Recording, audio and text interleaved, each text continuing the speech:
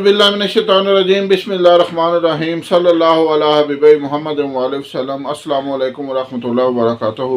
उम्मीद है कि आप हज़रात खैरियत से होंगे। मैं हकीम सफदर तबस्सुम हुसैन सफदर हर्बल क्लिनिक की जानब से आपसे मुखातब हूँ और आप देख रहे हैं हमारा यूट्यूब चैनल। आज आपके लिए एक नुस्खा लाया हूँ कि जिन हज़रात को दमे की बीमारी है, जब उनको दमे का दौरा बनता है तो उनकी जान निकलने वाली हो जाती है।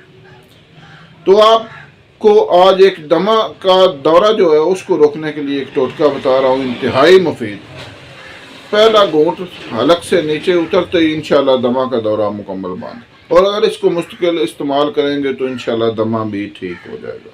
सबसे पहले गुजारिश है कि हमारे चैनल को सब्सक्राइब करें, वीडियो को लाइक और शेयर करें ताकि दूसरे ज़रूरतमंद हज़रात भी इससे फ़ायदा उठाएं और मेरे और आपके लिए सदका जारिया बने। आपने सिर्फ लेने 10 अदद मुनक्के